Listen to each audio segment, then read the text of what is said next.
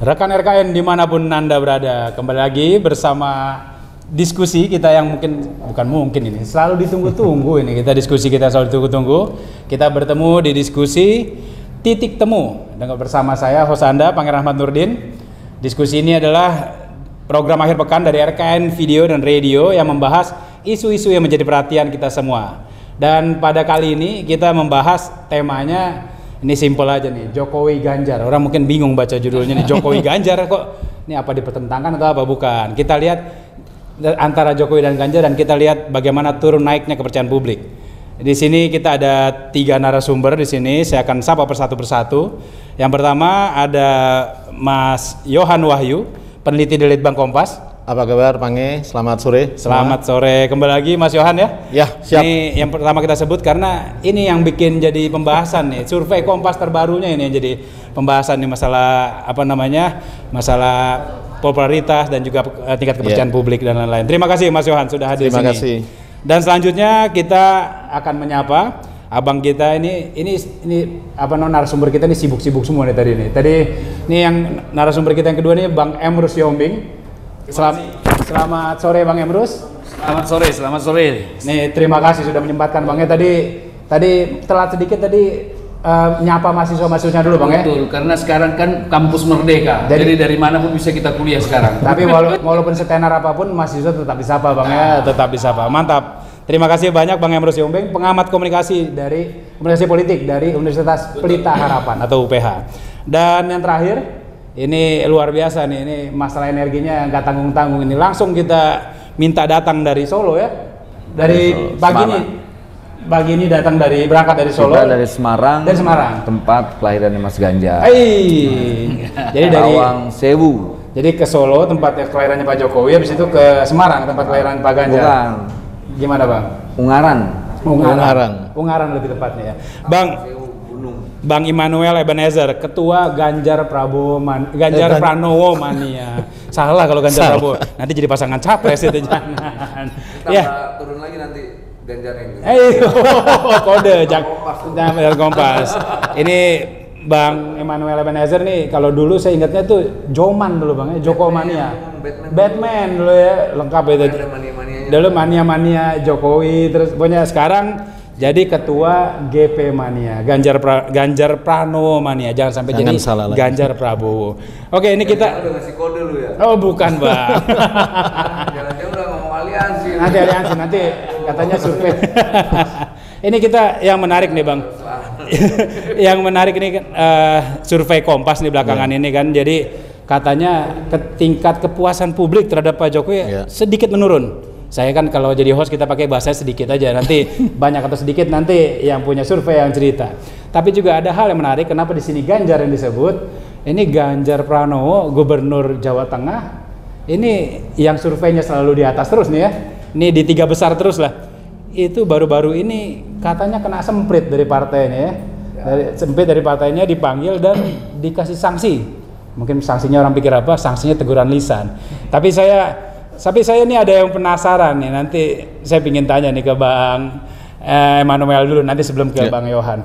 Bang, kalau dulu zaman kita sekolah Bang, lalu mungkin ada siswa yang agak-agak bengal gitu, yang agak-agak rusuh gitu kan, tahu-tahu dipanggilnya dia sama kepala sekolah gitu kan, teman-teman semua udah nunggu semua nih, wah apa dia kena sanksi nih, dia udah rusuh-rusuh terus, udah dikiranya mungkin diskor, dikasih apa segala macam, pas keluar, apa sanksimu?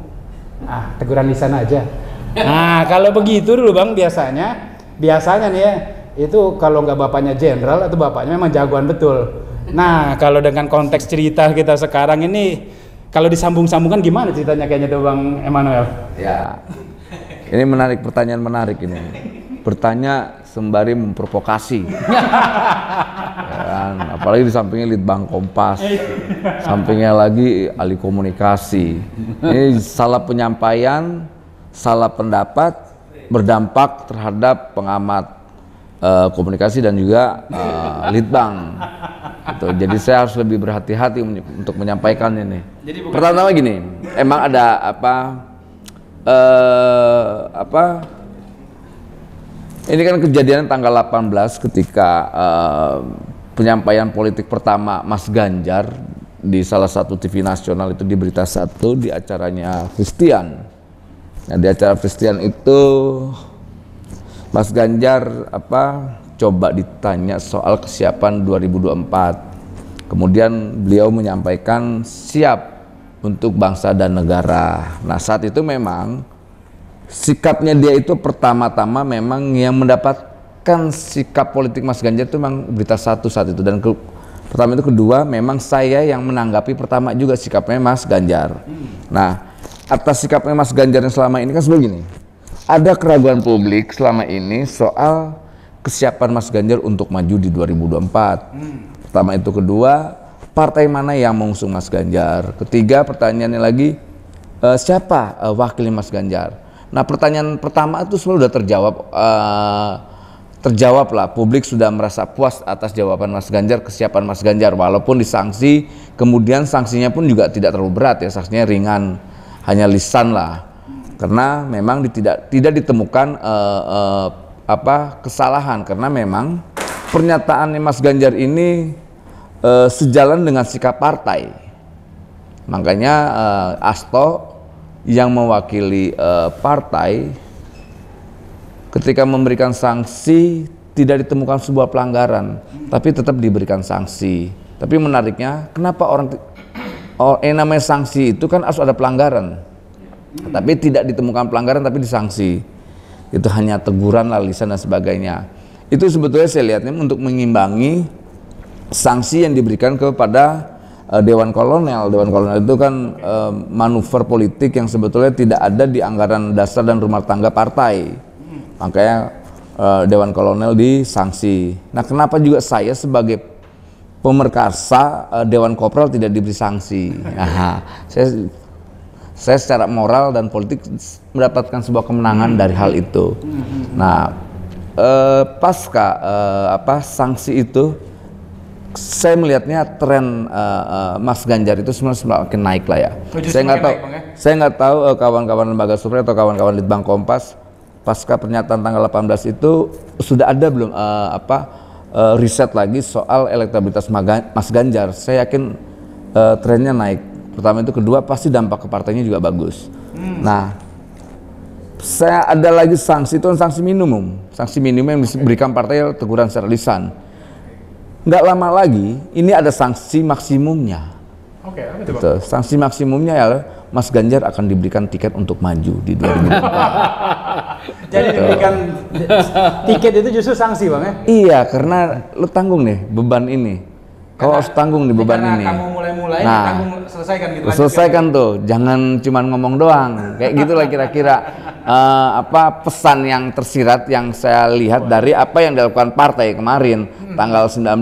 Karena banyak peristiwa politik yang kita lihat mengarahnya ke Mas Ganjar. Dari peristiwa Mas Ganjar nggak boleh ngapa-ngapain, lantas ada peristiwa Dewan Kolonel, kemudian ada peristiwa Mas Jokowi manggil Mas Ganjar, sampai ada pertemuan batu tulis ternyata bicara juga soal 2024. Terakhir Mas Ganjar bicara tanggal 18 menyampaikan saya siap. Saya yakin apa yang Mas Ganjar sampaikan itu sudah terkonsolidasi di internal. Karena saya melihatnya sebagai dukungan halus Bu Mega terhadap Mas Ganjar gitu loh. Jadi dengan dipanggil tadi lalu hanya dikasih teguran ringan, pada orang udah mikir macam-macam tadi ya, kayak ini mirip cerita di sekolah tadi, Bang ya? Ya, itulah pentingnya politik berbasis narasi. Ini kan narasi ya. Politik itu kan berseri.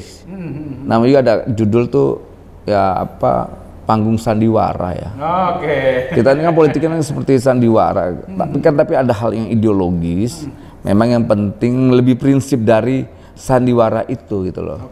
Setiap sandiwara itu kan pasti ada pesan.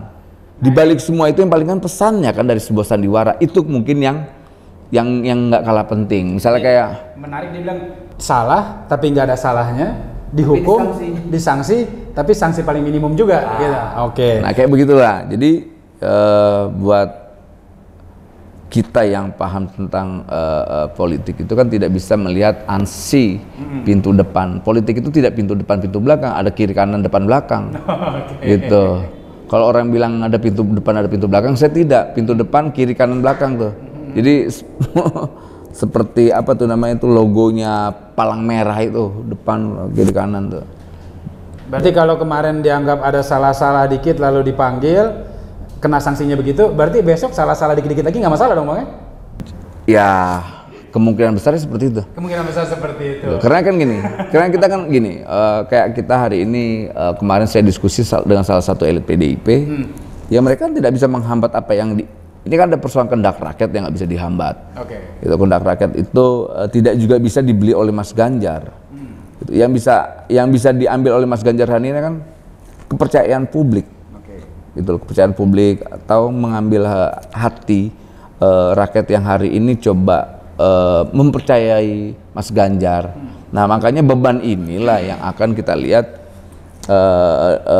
dikasih ke Mas Ganjar, yaitu bentuknya tiket yang secara organisasi yang namanya partai akan mengganjarkan Ganjar dengan tiket. Dan berarti jadi tiket Ganjar itu akan diganjar lagi dengan tiket. Dan itu berarti akan ada mungkin pelanggaran-pelanggaran kecil-kecil lainnya sehingga tadi bisa keluar dulu Bang. Bukan pelanggaran besar nanti. Pernyataan sikapnya itu pelanggaran besar, bukan pelanggaran kecil. Itu pelanggaran besar.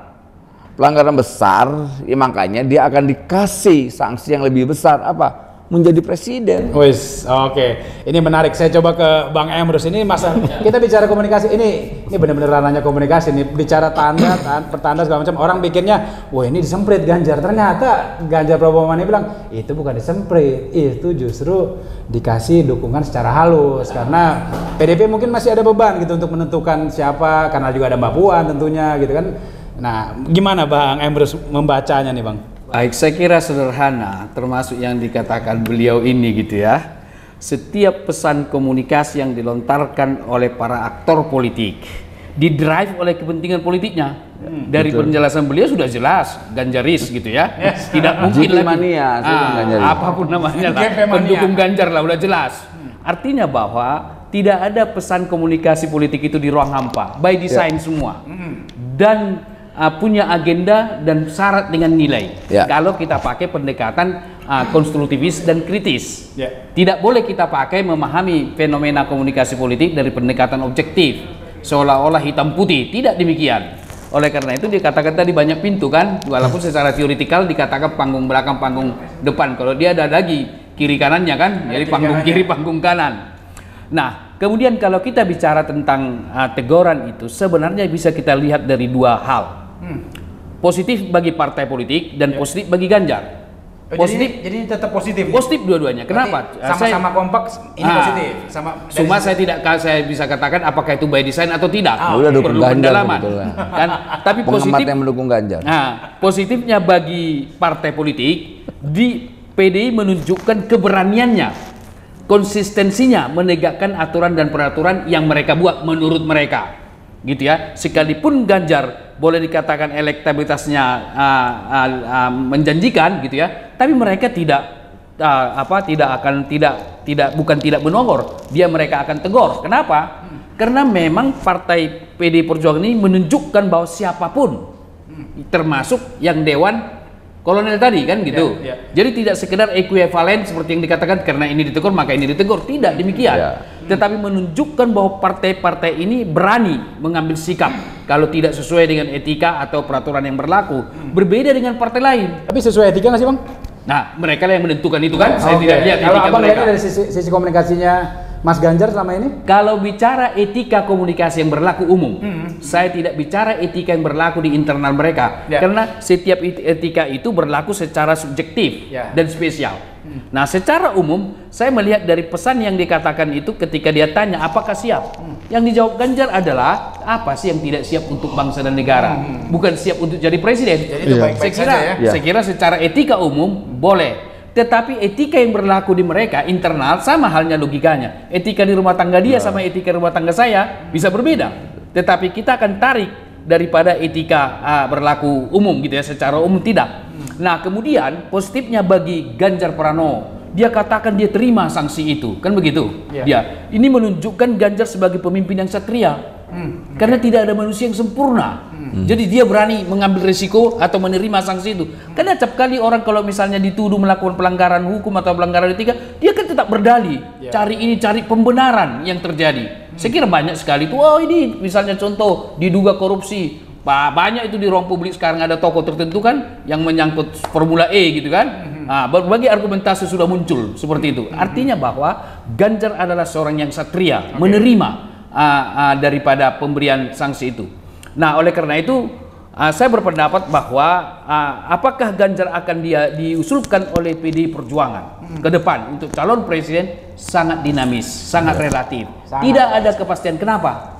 Karena partai kita di Indonesia tidak satu pun mempersiapkan calonnya lebih awal lebih baik. Karena menurut saya ketika presiden itu sudah terpilih, idealnya partai politik sudah menyiapkan calon mereka supaya melakukan check and balance dan melakukan suatu, kita rakyat bisa melihat adalah rekam jejaknya. Ini last minute yang ditawarkan oleh para partai politik. Jadi oleh karena itu tidak bisa dipastikan apakah Ganjar mendapat ganjaran menjadi presiden. Tidak ada kepastian itu.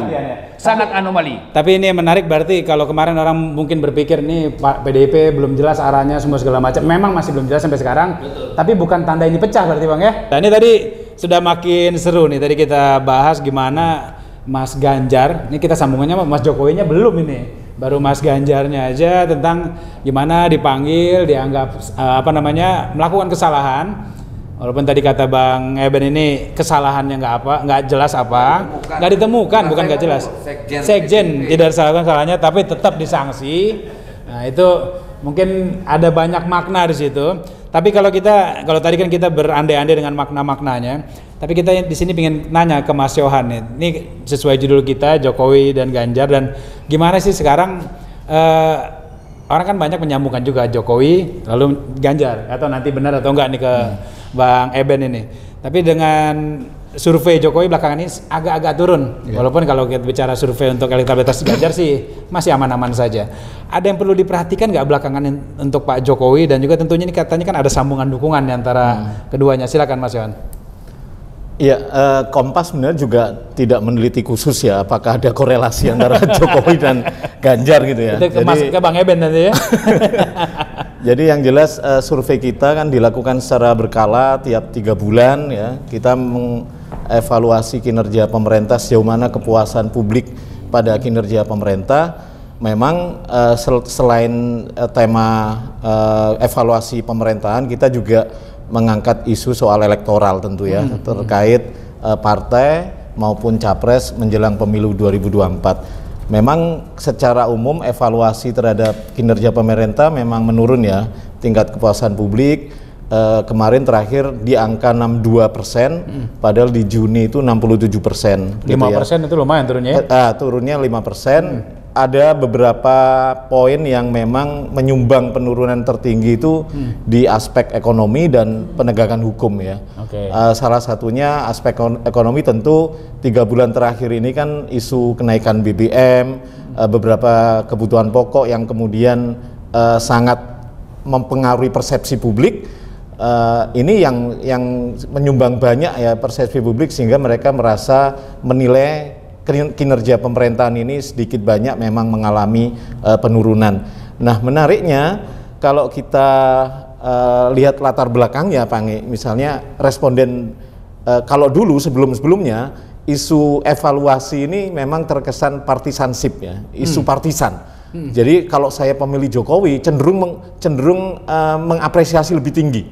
Sementara kalau saya bukan pemilih Pak Jokowi cenderung kritis tuh.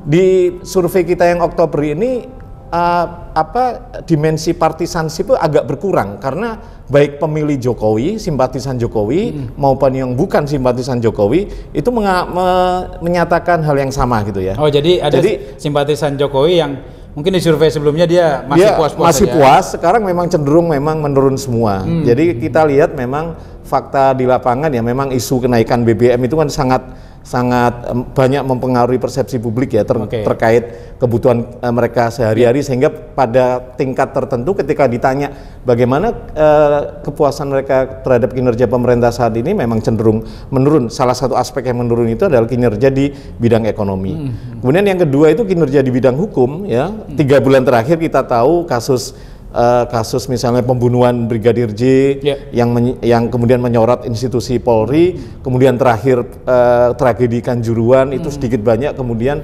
sangat mempengaruhi persepsi publik ke Pak Jokowi juga itu ya. Sehingga kemudian ya ini kemudian menjadi wajah pemerintahan secara umum. Jadi kita kan menanya secara umum, kemudian kita tanya itu 4 bidang, 1 hukum, ekonomi, kesejahteraan sosial dan politik dan keamanan. Jadi 2 aspek hukum dan ekonomi itulah yang sebenarnya cukup menyumbang banyak penurunan ya, sehingga apresiasi publik sedikit banyak memang merasakan ada penurunan kinerja pemerintah.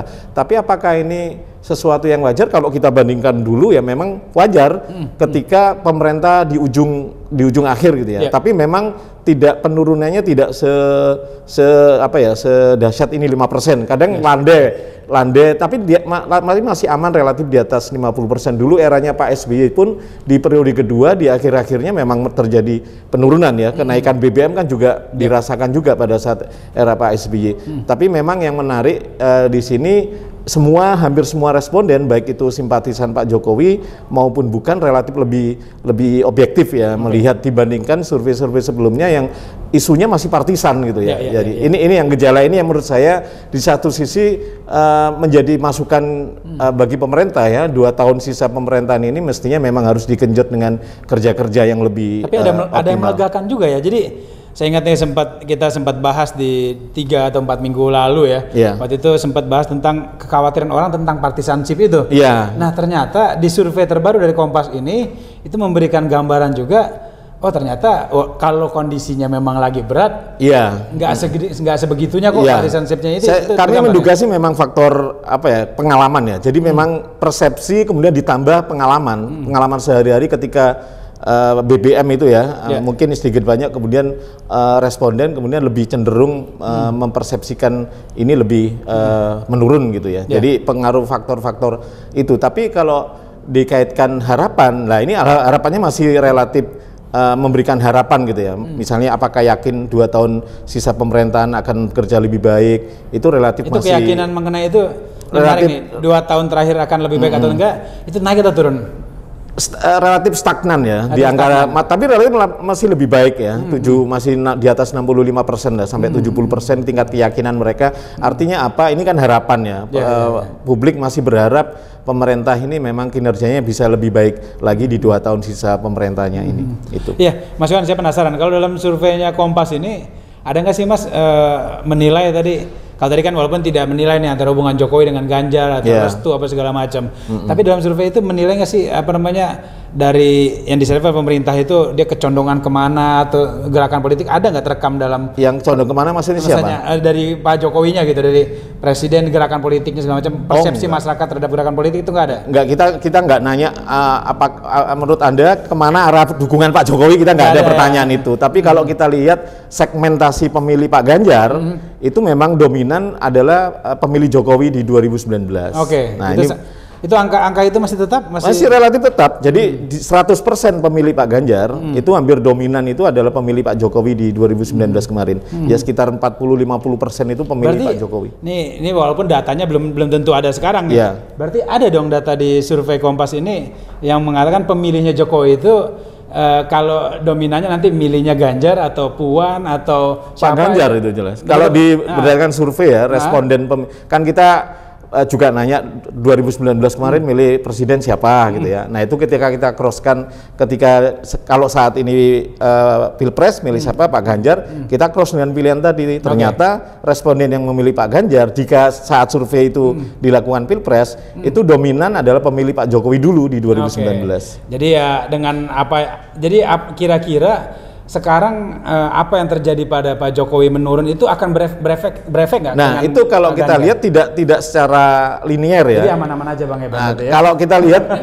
meskipun ya survei Kompas elektabilitas Pak Ganjar sebenarnya stagnan ya dari Juni sampai Oktober. Ya Pak Ganjar itu 22, sekarang 23. 1% itu sebenarnya masih di bawah sampling error. Kalau stagnan Bang Eban bisa bilang kurang kerja nanti Bang kalau gitu Bang. Ya intinya saya membandingkan 2 survei gitu ya.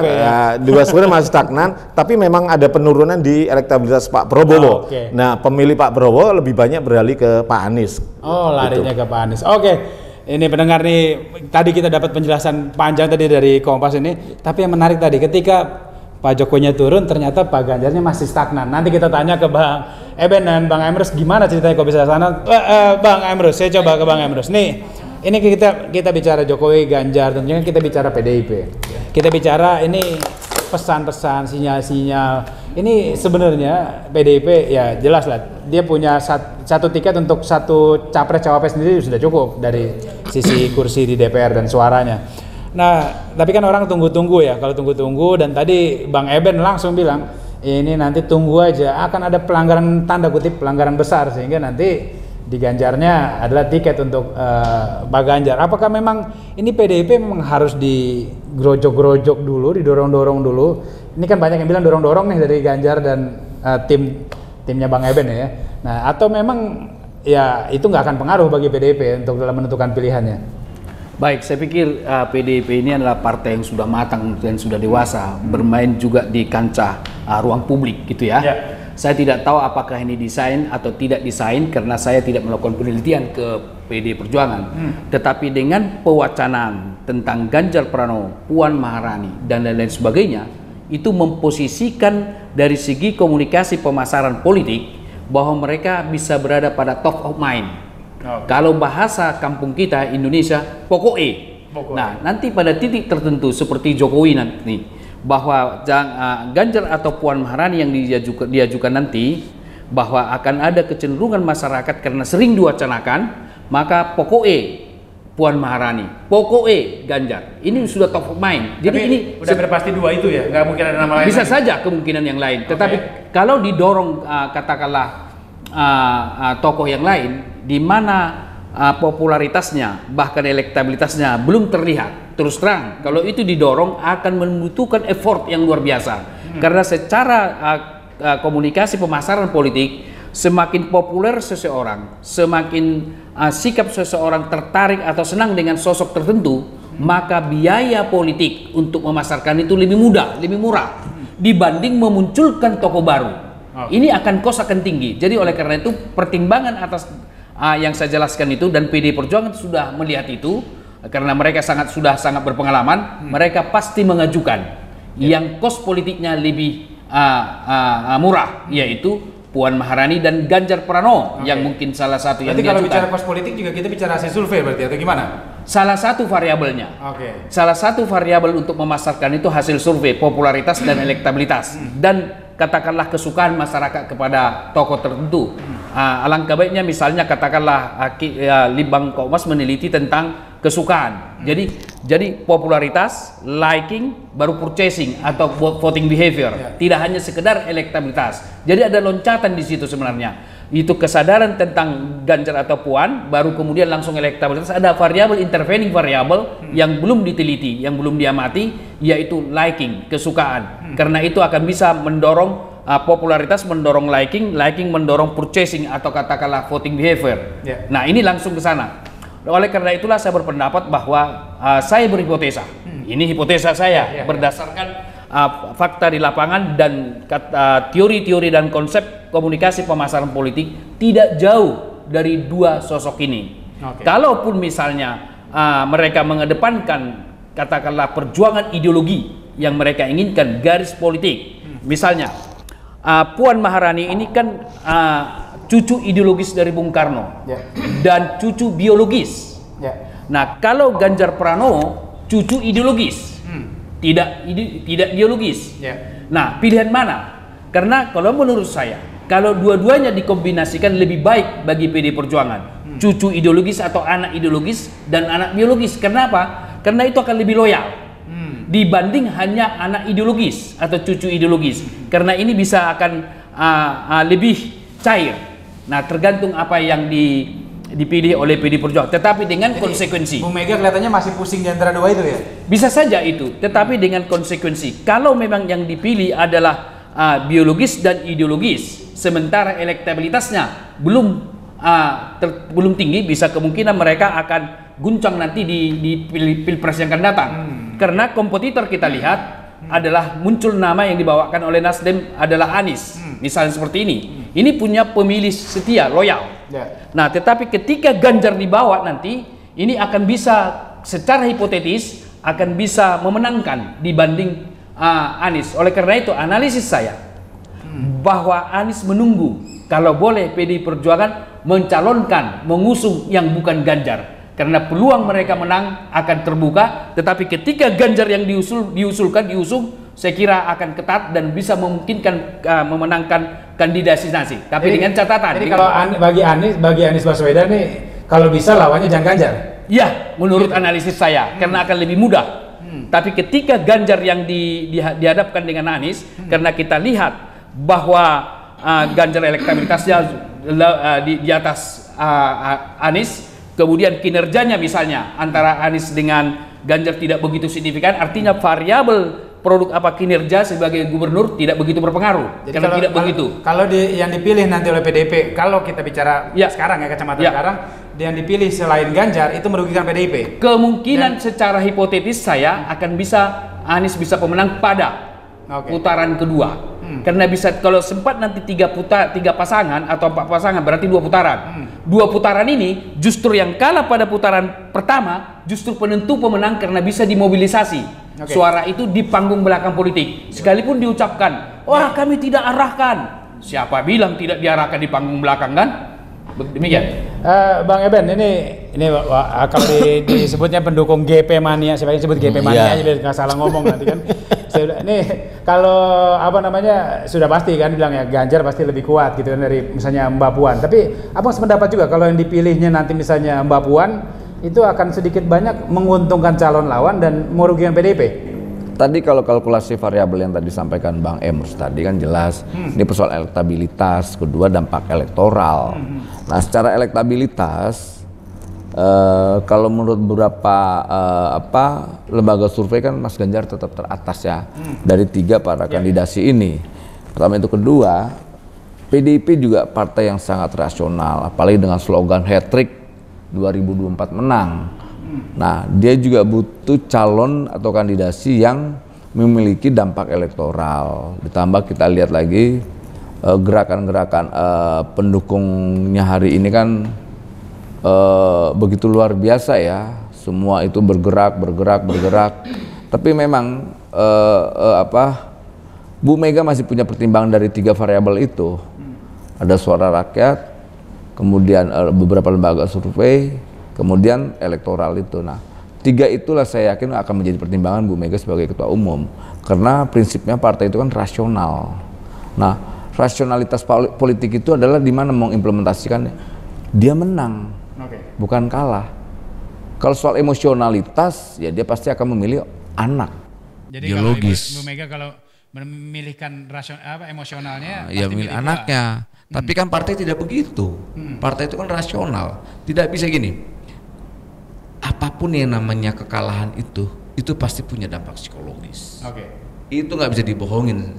Kita berkompetisi berdua dalam, tak usah adik kakak aja ketika berkompetisi, ada secara kecenderungan psikologis itu ada tekanan. Apalagi ini kompetisinya secara nasional. Itu kan dipertontonkan. Saya tidak mau mendahului Tuhan lah. Dari 3 ini udah pasti ketahuan kalah kan, kita udah tahu lah ya kan. Saya nggak mau bilang gitu, tapi saya nggak mau mengucapkan lah. Kita udah tahu siapa yang kalau bertanding udah ketahuan siapa yang kalah. Kalau menurut CSIS, penelitian CSIS kemudian mengacu pada Litbang Kompas, kita lihat kalau ini kan CSIS kan coba kemarin simulasi dari 14, 17, ketahuan tuh yang kalah, ujungnya Mas Ganjar bahkan sampai kalah, kacau kan tuh. Tapi ya nggak apa-apa. Namanya penelitian ini kan memacu kita untuk lebih berstrategi lah ya, berstrategi. Jadi saya tidak pernah ingin menyalahkan, jangan juga senangnya doang orang menghorekan, hebat lembaga survei. Kemudian dikasih yang kalah, menurut saya nggak bisa. Harusnya menjadi rame belakangan ini ya, iya, kritik hasil survei. Iya. Nah saya bilang, lo jangan dong, lo harusnya ini kan adrenalin dibangkitin aja, udah bagus semangatnya biar keren, saya bilang. Jadi dibilang kurang ya naikin gitu. Naikin, kayak Litbang Kompas bilang ada kecenderungan menurun. Ya benar. Tapi saya lihat membuat kecenderungan menurun itu karena kan ini soal migrasi pemilih. Pasti ada, ya kan Kang ya. Ada migrasi pemilih ya Prabowo itu kecenderungannya ke Nasdem. Ditambah Nasdem juga udah mendeklar. Nah hari ini kan tadi yang disampaikan Kang Johan ya, Kang Johan itu benar apa adanya bahwa memang 100% pemilihnya Mas Ganjar itu adalah pemilih Jokowi, voternya Mas Jokowi. Seharusnya Mas Ganjar, sedikit saya mengkritik diri saya sendiri sebagai pendukungnya, harusnya juga bisa merekrut di luar pemilihnya Pak Jokowi itu sendiri. Oke, jadi harus meluaskan basis dukungan ya? Iya, ini kadang-kadang kayak kodok dalam tempurung saya lihat nih pendukungnya Mas Ganjar ini. Gitu. Ini luar biasa nih, ketika Ketua Ganjar Pranowo, nggak salah, takut nanti dibilang 3 kali masang-masangkan kita repot nanti kan. Ketua Ganjar Pranowo ketika Ketua Ganjar Pranowo Mania mengatakan bahwa banyak pendukung dari Ganjar Pranowo ini seperti katak dalam tempurung, belum meluaskan. Karena begini, 100% pemilih Jokowi itu udah pasti ke dia. Dan orang tidak ada yang tahu, dari sekian 100% itu ada yang bermigrasi juga ke Anies. Ada juga yang ke Pak Prabowo. Nah, kecenderungan Pak Prabowo bermigrasinya pasti ke Anies, nggak mungkin ke ini pendengar, saya jadi hostnya, saya pun kaget ketika itu keluar dari Bang Eben. Memang luar biasa Bang Eben. Ini tadi sebelum jeda kita lumayan nih Bang Eben ini bikin kaget tadi ketika mengatakan beliau ini adalah jelas statusnya Ketua Ganjar Pranowo Mania. Ini kalau mania itu, kalau bahasanya mania ya mungkin benerin saya kalau salah nih Bang Emrus. Itu udah punya benar dan militan dan udah pasti benar lah kurang lebih. Tapi tadi mengatakan bahwa bukannya Mas Ganjarnya nih, tapi di sekelilingnya ini banyak yang seperti katak dalam tempurung. Kenapa? Karena basis dukungannya masih ya dapat windfall ya, dapat jatuhan dari Pak Jokowi. Nah, itu kalau saya coba sekarang nanya ke Mas Yohan. Ya. Kalau dari survei ini segala macam kan tadi kan dibilang ya Ganjar Pranowo hampir 100% pendukungnya itu dapatnya dari Jokowi. Tapi kalau dari survei ini selama ini ada nggak sih kelihatan migrasi dukungan untuk terutama ini ya yang satu sisi misalnya untuk Ganjar dan Puan yang dapat turunan dari Jokowi dan juga dari yang tokoh-tokoh lain lah kira-kira, ada nggak Mas?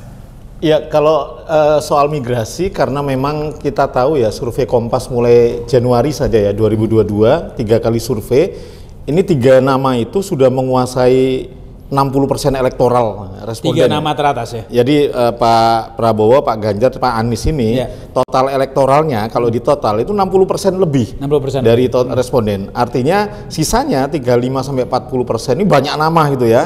Termasuk Pak AHY, Pak Sandi, Pak RK dan seterusnya ya. Beberapa ketum partai misalnya Pak Erlangga gitu ya. Meskipun angkanya kecil-kecil gitu ya, di bawah. Kan kita bikin 2 klaster itu. Klaster pertama itu elektabilitas di atas 10%. Ini memang 3 nama itu. Ini hampir menguasai 60% lebih. Di angkanya tuker-tukeran gitu? Tetap ya dia kalau di Kompas ya? Kalau dari Januari Pak Prabowo terus di atas sampai Juni gitu ya. Baru kemudian Oktober ini Pak Ganjar ke atas, bukan karena Pak Ganjar naik ya, tapi karena Pak Prabowo-nya turunnya tinggi. Turun dulu ya. Sementara Pak Anies kalau kita cross ya. Migrasinya ke Pak Anies karena memang karakter pemilihnya relatif sama dengan Pak Prabowo, pemilih Pak Anies ini. Jadi itu yang pertama. Yang kedua, postur pemilihnya ya, kalau kita asumsikan bukan asumsikan ya, populasi pemilih Indonesia itu kan piramida. Dari kelas pendidikan teratas itu kan piramida gini. Pendidikan atas, pendidikan menengah, pendidikan dasar gitu ya. Itu kan paling banyak pendidikan dasar kita. Nah, postur pemilih Pak Prabowo itu sudah mencerminkan piramida itu, Pak Prabowo. Sementara Pak Anies itu kebalik. Jadi piramidanya Pak Anies itu piramida terbalik. Jadi kebanyakan pemilihnya menengah atas. Sementara Pak Ganjar itu menengah paling banyak. Bahwa belum begitu karena nggak tahu ya, mungkin ya belum dapat tiket, belum deklarasi. Tapi sebenarnya kalau kita lihat Pak Ganjar lebih mudah menggarap bawah karena memang segmentasi pemilihnya sama dengan Pak Jokowi PDIP tadi. Juga tadi ya. Apalagi PDIP misalnya. Tapi pendukungnya tadi yang justru dari yang pendidikannya dasar itu malah belum kelihatan ya. Tapi memang satu sisi tren Pak Prabowo menurun, tapi tren postur pemilihnya itu sudah menggambarkan postur pemilih nasional. Pak Anies cenderung naik setelah deklarasi meskipun kenaikannya baru di bawah 3% ya. Tapi posturnya belum mencerminkan postur pemilih nasional ya, piramida terbalik bahkan. Sementara Pak Ganjar lebih banyak di tengah. di tengah, sedikit di atas. Sementara di bawah belum kelihatan, padahal segmentasi pemilihnya berada di situ gitu. Jadi ini ruangnya sebenarnya satu melebarkan dukungan. Tadi benar ya Pak Bang Eben bilang memang harus keluar dari segmentasi yang selama ini pemilih loyalnya ya. Perlu digarap pemilih-pemilih yang mengambang, karena Pange di segmentasi survei kita itu selain pemilih loyal, kita juga nanya nih ketika Pange misalnya milih A gitu ya. Apakah Anda akan setia dengan pilihan Anda A ini tetap sampai sampai pemilu nanti? Ada yang jawab iya, ada yang jawab bisa berubah. Nah, itu yang kita lihat potensi swing voter itu di masing-masing pemilih itu ada potensinya, apalagi yang undecided voter. Nah, inilah komposisi pemilih yang sebenarnya jadi pasar pertarungan nanti yang akan menentukan. Tentu banyak variabel ya. Pertarungan akan semakin kencang ketika koalisi itu sudah resmi terbentuk. Belum daftar pun nggak masalah, yang penting koalisi sudah terbentuk gitu ya. Udah jelas itu akan terjadi kristalisasi dukungan pasti. Nah, itu mungkin lebih mudah bagi tim sukses ya untuk kemudian mengkampanyekan. Barang sudah jelas nih produknya kan. Kalau selama ini kan belum jelas. Pak Anies tiket baru setengah. Ya.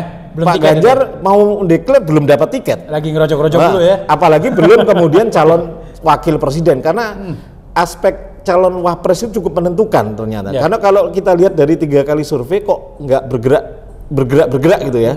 Jangan-jangan yang perlu disodok sama aspek wakil presiden. Dari figur capresnya itu udah mentok sebenarnya. Ya, jadi pemilihnya sudah, segmentasinya pemilih sudah jelas, tinggal bagaimana meraup masing-masing swing voter di masing-masing pemilih mereka sama di undecided voter di luar yang belum menentukan. Jadi untuk yang pemilu yang 2024 ini itu makin kelihatan penting peran calon wapresnya. Calon wapres. Itu akan jadi faktor penambah atau malah pengurang nanti. Oke, Bang Emrus, ini dikatakan tadi, ini menarik ketika pendukungnya Mas Ganjar Pranowo ini dikatakan oleh Bang Eben sendiri, ini ketua GP Mania nih, itu seperti katak dalam tempurung dan belum bisa meluaskan basis dukungannya. Itu kalau tadi dari sisi komunikasinya, Abang lihatnya gimana sekarang komunikasinya yang dilakukan Mas Ganjar? Kan tentunya baru kali ini tanggal 18 tadi Bang Eben bilang ya siap, walaupun siapnya juga baru siap begitu. Abang lihat ini kan tentunya masih harus nunggu restu langsung dari PDIP, dan kita lihat PDIP selama ini yang udah selalu belakangan. Kan kalau nunggu belakangan terus susah nanti untuk meluaskan. Abang lihatnya bagaimana? Baik, itu saya kira budaya politik PDI Perjuangan dalam mengajukan calonnya. Salah satu pertimbangannya menurut analisis saya, ibarat mencatur, mau lihat dulu situasi siapa yang dimajukan oleh partai lain. Nah, atas dasar itu mereka akan bisa, boleh jadi mereka sudah memutuskan salah satu kandidat untuk calon presiden tapi tidak diumumkan, tetapi melihat calon dari luar akan bisa memutuskan siapa menjadi mendampingi. Jadi yang sangat cair menurut analisis saya bahwa justru menentukan wakil presiden. Kalau untuk calon presiden menurut saya sudah ada dari kandidat mereka, sudah ada itu di DPP yang mereka sudah tanda kutip ya mendekati keputusan. Nah, kenapa mereka belakangan memutuskan untuk menentukan wakil presiden pasangannya agar bisa meraup suara nanti memenangkan pilpres nanti. Oleh karena itulah mereka juga harus melakukan kalkulasi politik, termasuk di dalamnya berkoalisi dengan partai-partai yang mana. Abang lihatnya PDIP pasti koalisi nih, Abang nggak mungkin sendiri? Tidak mungkin. Nggak mungkin sendiri, saya ya? Berhipotesa sangat kecil kemungkinan, kalau boleh saya katakan tidak terjadi. Tapi kalau saya katakan sangat mungkin. Kalau tidak terjadi kan saya mendahului kehendaknya. Pertama, alasan saya gini, bahwa PDI Perjuangan adalah terkenal dengan partai gotong royongnya. Jadi tidak mau berjalan sendirian. Yang kedua, kalau PDI Perjuangan nanti mengajukan calonnya dari PDI tanpa berkoalisi dengan partai lain, berpotensi seluruh partai politik di luar PDI mengusung salah satu kandidat. Jadi mereka jadi menyatu. Nah, kalau ini menyatu seluruh partai politik berarti head to head. Kalau hitungan mesin politik nanti ada kemungkinan bahwa PDI Perjuangan kalau hanya dari calon mereka, kemungkinan mereka kurang pasti, tidak dapat dipastikan untuk memenangkan. Kenapa? Coba bayangkan nanti Golkar, Gerindra dan lain sebagainya menjadi satu koalisi tertentu, PKB dan lain sebagainya. Jadi oleh karena itu dengan dua alasan tadi, saya berpendapat bahwa mereka hampir pasti akan melirik koalisi-koalisi lain. Cuma pertanyaan kita, koalisi dengan siapa? Menurut saya, dia akan berkoalisi dengan partai nasionalis ideologis, gitu ya. atau katakanlah nasionalis religius, itu saya kira pengelompokannya. Jadi nasionalis religius yaitu antara lain adalah Golkar. Baru juga berkoalisi dengan religius nasionalis yaitu PKB, P3 dan PAN. Kalau ini dipasangkan koalisi, tentu pertanyaan kritikal kita, siapa menjadi calon presiden? Kan begitu. Nah, kalau kita melihat kalkulasi jumlah kursi atau suara yang memungkinkan, yaitu adalah calon presidennya dari Golkar, dari PDI Perjuangan, baru wakil presidennya dari Golkar. Nah, kalau itu dipasangkan baru dibantu oleh atau di backup oleh koalisi lain, tentu dengan catatan pasti menteri dapat apa, kayak jabatan apa, karena tidak ada yang gratis kan. Tadi surveinya Kompas ini yang bolong itu justru di bawah, itu akan pengaruh nggak nanti untuk penentuan wapresnya itu? Saya kira kalau mesin politik bekerja dan sudah diumumkan nanti, toh survei ini kan sebenarnya sesaat dan bisa berubah. Contoh deh, saya ambil contoh. Bukankah survei elektabilitas Ganjar di Jawa Tengah ketika periode pertama termasuk yang terendah? Termasuk rendah lah. Kemudian bukankah Jokowi kemarin ketika periode pertama juga bisa berputar sedemikian? Artinya apa? Faktor-faktor variabel yang menentukan gerakan mesin politik itu termasuk mungkin abang bisa menangkap lambang verbal dan non verbal. Saya tidak mau sebut. Tadi. Ini kembali lagi tadi yang ketika dipanggil keluar apa ya, itu tadi yang dikatakan Bang Eben. Ini memang semua. Memang kalau di banyak pemilu ini yang ditunggu-tunggu selalu PDIP nih ngasih apa, dan nanti kita akan bahas lagi rekan RKN dimanapun Anda berada. Kembali lagi kita ke diskusi titik temu. Ini kita diskusinya makin seru tapi selalu ketemunya kepentok waktu. Nah ini waktu kita tinggal 15 menit lagi nih. Ini sambil kita di sini ngobrol-ngobrol santai sambil menikmati penganan nih, bener-bener penganan lokal ya. Kita sambil kita makan singkong, jadi walaupun ada es krim tetap yang disambar itu singkong sama pisang goreng ya. Dan seperti biasa kita di penghujung diskusi kita ini kita akan minta closing statement dari masing-masing narasumber. Ini menarik, ada beberapa hal tadi yang kalau saya catatan tadi kan dibahas tentang posisi PDIP, posisi Ganjar, posisi swing voter, Mas Yohan katakan. Saya yang pertama minta closing statement dari abang dosen kita dulu, Bang Emrus Siombing. Silakan Bang. Baik, terima kasih. Sebagai closing statement saya, karena kita akan menjelang pemilu yang akan datang, yaitu utamanya pemilih presiden 2024 yang akan datang. Oleh karena itu dibutuhkan, justru yang saya berpendapat dibutuhkan kematangan daripada aktor-aktor politik. Yaitu aktor politik itu bisa organisasi, yaitu dalam hal ini partai politik, dan juga para kandidasi baik calon presiden, pilkada, kepala daerah maupun legislatif di setiap tingkatan. Kedewasaan itu sangat diperlukan supaya apa? Supaya memang sungguh-sungguh pemilu kita yang akan datang itu adalah kedaulatan ada di tangan rakyat.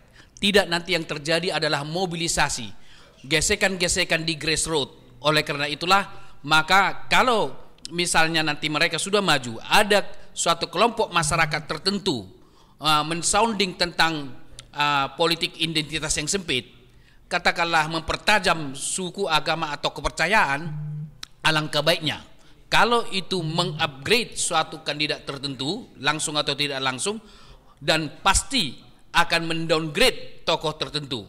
Nah, saya mengusulkan kepada para elit politik kita yang diuntungkan itu maju ke permukaan, membela.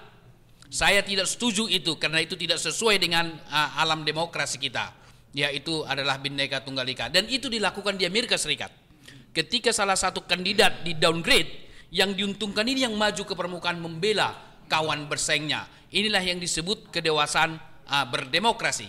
Tetapi ketika kandidat tertentu yang diuntungkan oleh isu-isu politik identitas yang sempit, yang diuntungkan itu membiarkan sedemikian rupa karena menguntungkan, berarti kehidupan demokrasi kita tidak baik. Kata orang bijak begini, bahwa netral saja kita pada krisis amoral, sama saja kita bagian dari amoral.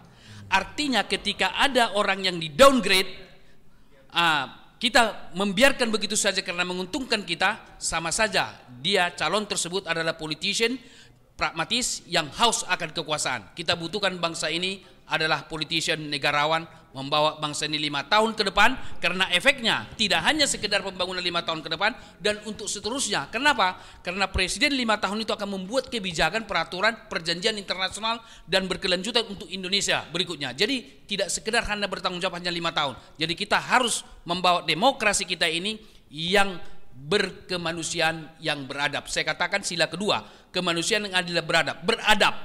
Jadi demokrasi kita, pesan-pesan komunikasi politik kita harus berbasis kepada keberadaban. Jangan sampai ada nanti satu dengan yang lain seolah-olah melecehkan, merendahkan, langsung atau tidak langsung menggunakan lambang verbal atau non verbal satu dengan yang lain. Saya kira demikian. Oke, terima kasih banyak Bang Emrus.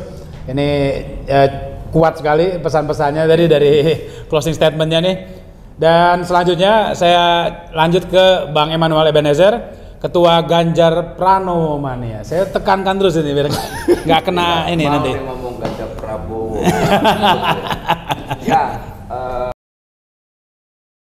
Ya, sangat besar gitu. Yang menarik sekali ya, ke depan ini kan kita butuh pemimpin ya. Kita punya trauma politik di mana demokrasi kita menjadi turun. Itu di Pilkada 2017, begitu juga di 2019. Demokrasi kita brutal sekali. Nah, pentingnya tadi apa yang disampaikan Bang Emrus tadi soal adab dalam demokrasi itu penting.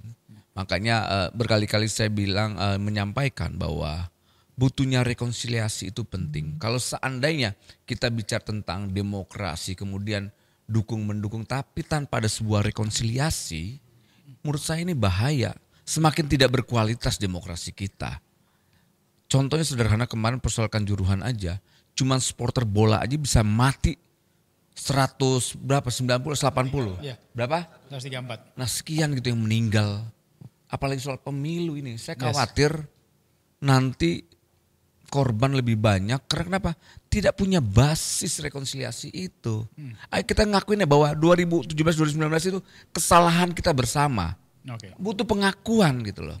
Kalau seandainya pengakuan itu penting lantas kemudian rekonsiliasi, udah semua para kandidasi ini adu program, adu gagasan.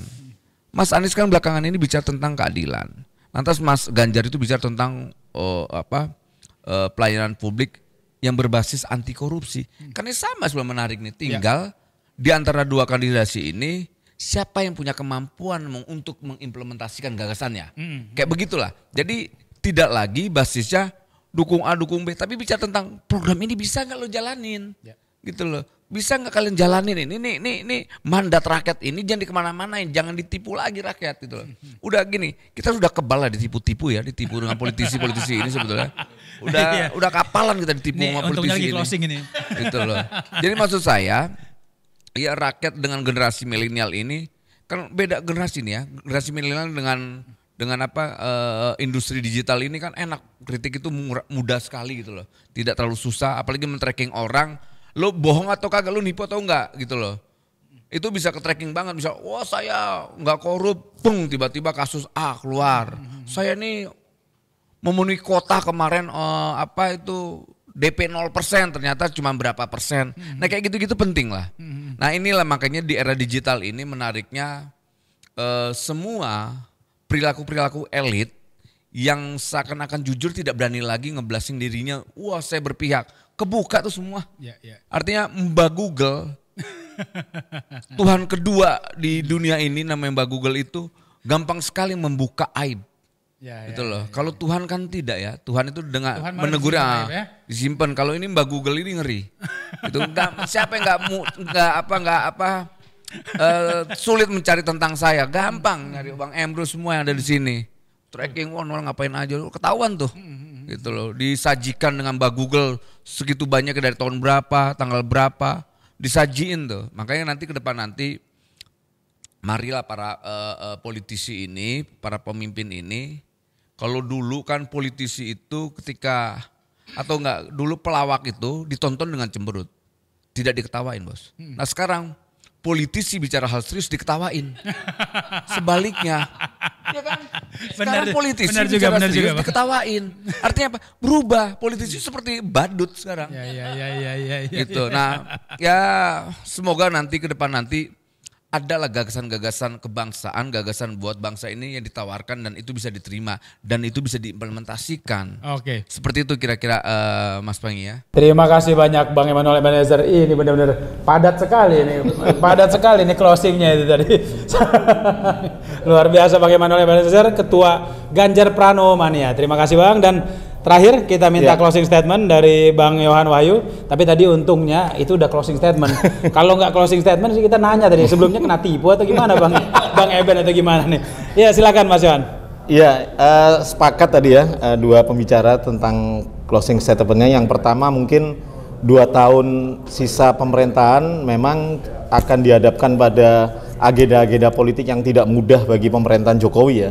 Di tengah apresiasi terhadap kinerja pemerintah yang menurun, tentu menjadi pekerjaan yang tidak mudah bagi pemerintah untuk mengembalikan trust publik terhadap kerja-kerja pemerintah 2 tahun ke depan, apalagi dihadapkan pada agenda pemilu gitu ya. 14 Desember itu akan diresmikan secara resmi partai politik peserta pemilu. Disitulah kemudian pasti akan running kontestasi dimulai. Yang kedua, saya sepakat Bang Eben tadi soal adab ya, bagaimana kemudian demokrasi kita itu dikerjakan dengan keadaban. Saya pernah menulis dengan judul pemilu itu mestinya menyatukan, bukan memilukan. Jadi bagaimana kemudian pemilu itu menjadi ajang rekonsiliasi semua anak bangsa gitu ya. Kita punya sejarah trauma bagaimana pertarungan kontestasi itu kemudian sangat brutal sekali sehingga kemudian merusak persaudaraan, merusak hubungan sosial yang selama ini menjadi kekayaan kita gitu ya. Tapi kemudian jatuh rapuh gara-gara politik gitu. Survei atau jajak pendapat Kompas pernah menguji ngetes gitu ya, apakah anak-anak muda mau nggak sih masuk politik, itu 65% nggak mau. Jadi ini kan bahaya sebenarnya. Turun ya. Bahaya, kenapa saya bilang bahaya? Instrumen satu-satunya yang menjadi pelaku demokrasi itu kan partai politik. Apa sih urusan kita yang tidak melalui partai sampai sekarang? Hampir semua 100% melalui partai. Bayangkan kalau kemudian yang masuk ke partai itu tidak kemudian sadar betapa pentingnya amanah, betapa pentingnya berjuang untuk rakyat. Tapi yang kemudian yang masuk orang-orang yang kemudian tidak amanah, itu menjadi bahaya. Sementara generasi kita itu surveinya ke pemilih milenial itu nggak mau masuk politik. Ini kan sesuatu alarm bagi kita semua ya, terutama partai, bagaimana menekankan kaderisasi politik di internal mereka agar kemudian masa depan demokrasi ini tidak selesai hanya di pemilu gitu loh. Pemilu ini kan hanya rutinitas 5 tahunan, satu sisi mengevaluasi pemerintahan saat ini, di sisi yang lain menumbuhkan harapan gitu loh. Itu yang sebenarnya harus kita jaga, bagaimana pemilu itu menyatukan, tidak memilukan. Terima kasih. Oke, luar biasa ini dari Mas Yohan Wahyu ini. Jadi closing statement ini kuat-kuat semua ini para narasumber kita, dan tentunya kita punya harapan besar ya pemilu 2024 ini. Tadi kita punya dari pandangan manapun, pemilu 2017, 2019 banyak yang luka di situ, banyak yang pilu di situ. Tentunya 2024 harapannya jangan sampai terulang lagi. Dan pendengar, terima kasih untuk tetap bersama kami selama 1,5 jam terakhir. Semoga diskusi ini tentunya bisa memberikan banyak masukan buat terutama kehidupan politik dan sosial politik kita ke depan. Dan saya host Anda, Pangeran Ahmad Nurdin, bersama produser Edi Koko dan juga seluruh tim teknik yang hadir di sini di Ayoja Coffee di Bilangan Antasari, Jakarta Selatan. Mohon undur diri, sampai bertemu dengan diskusi titik temu di pekan depan. Terima kasih.